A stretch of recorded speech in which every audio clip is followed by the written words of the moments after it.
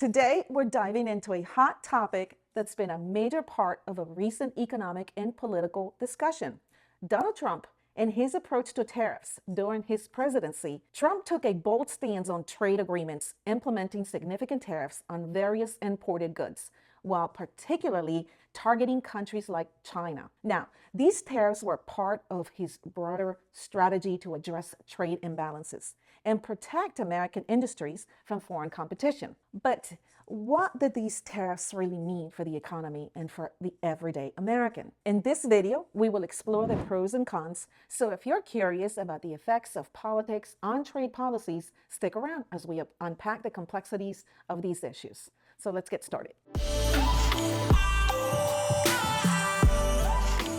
First, let's understand what tariffs are. Tariffs are charges imposed on imported goods, and they affect nearly everything we buy from abroad. For example, current tariffs on imported steel and aluminum yield $79 billion in revenue that supports and helps pay for our government. Trump's idea was to potentially eliminate personal income tax and replace it with tariffs. Well, they're essentially a tax on consumers regardless of their income. This means that everyone would be taxed on everything that they buy. Now, the U.S. is the largest importer in the world. This could have significant implications. To illustrate this point further, so let's imagine you buy a car that costs $50,000. Now let's add, obviously this is a foreign car, and now you pay 10% tariff on this car instead of income tax. That would yield $5,000 that would be added to the cost of the car. Now, if you take state sales tax on top of it all, I am in Florida, so we're about 6.5% where I'm at.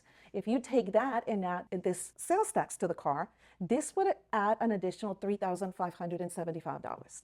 So now your car, including the tariff and sales tax, will cost you a total of $58,575, which is an additional $8,575. Now, again, under this proposal, you would pay no income tax, but you would be taxed on all purchases. And since we are the largest importer, we need to really think about what's really happening here. Now, let's take a look at an example of a high-income earner compared to a low-income earner and how these changes could affect both people. So let's start with somebody that makes $35,000 a year. Under the current income tax rate, if you're single and you make $35,000 a year, you would pay $2,099 in federal income tax. But what happens when we pay this as a tariff instead? So assume that this person spends about $30,000 in goods and services that are imported, and clothing and accessories, food and supplies, household goods, it all adds up to about $30,000 a year. Who can live with less, honestly? With a 10% tariff, you'd be paying $3,000 in federal tariff tax instead of income tax.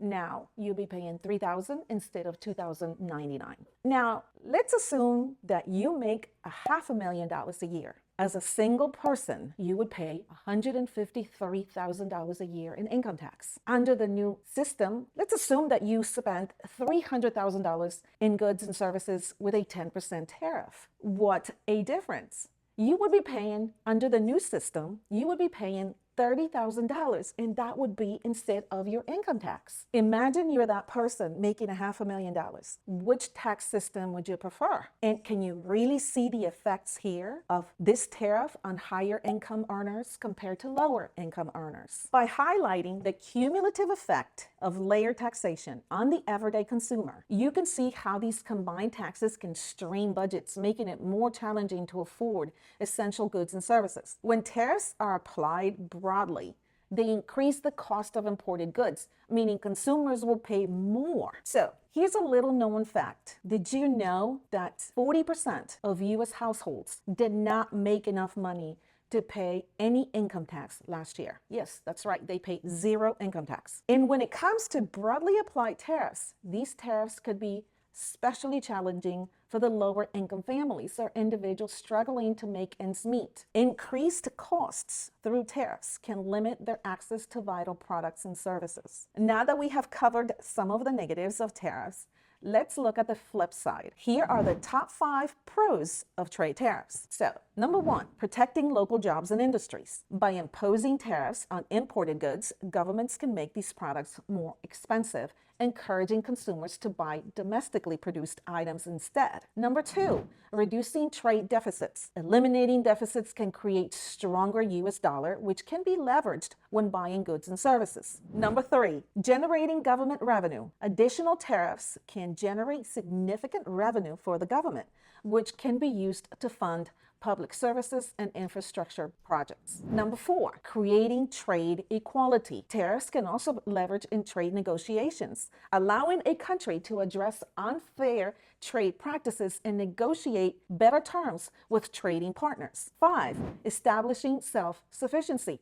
Overall, when strategically implemented, tariffs can support economic self-sufficiency and enhance a nation's financial wealth. In today's unstable world, coupled with the supply chain lessons we learned from the COVID-19 pandemic, there are some things we just don't want to exclusively rely on other countries for. So this wraps up the 5 pros for tariffs. Now let's get back to the cons of tariffs. So have you considered the burden of the state, assuming the state will be handling the tariff portion of the sales?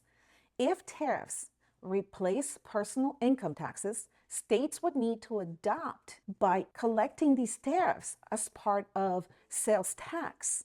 And then they would have to send and break them down to the federal government. This shift would require significant changes to state tax collection systems. These systems traditionally handle only state sales taxes and local taxes. States will need to implement new ways to accurately track and distinguish these new tariff-related revenues from their own collection of sales tax. The added responsibility could strain resources. This will need higher investments in technology and more administrative capacities. Now, and this is a big one, setting up tariffs can escalate into tariff wars, where affected countries are going to retaliate by imposing their own tariffs on imports from the initiating country. This cycle of tariff wars can strain international trade relations and disrupt global supply chains. This can lead to higher prices for consumers like you and me. Such trade conflicts can reduce export opportunities for domestic industries.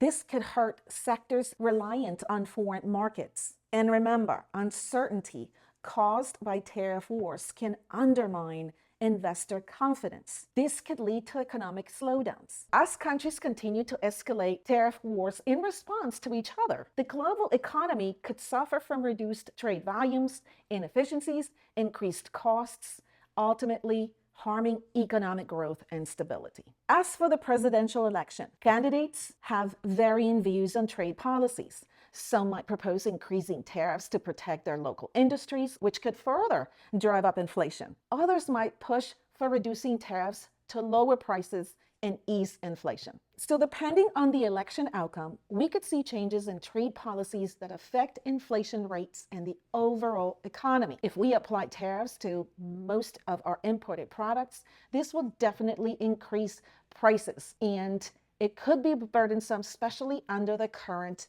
inflation. Okay, so if you don't already know me, my name is Sonia Narvaez. I am a licensed CPA and wealth building strategist with over 25 years experience.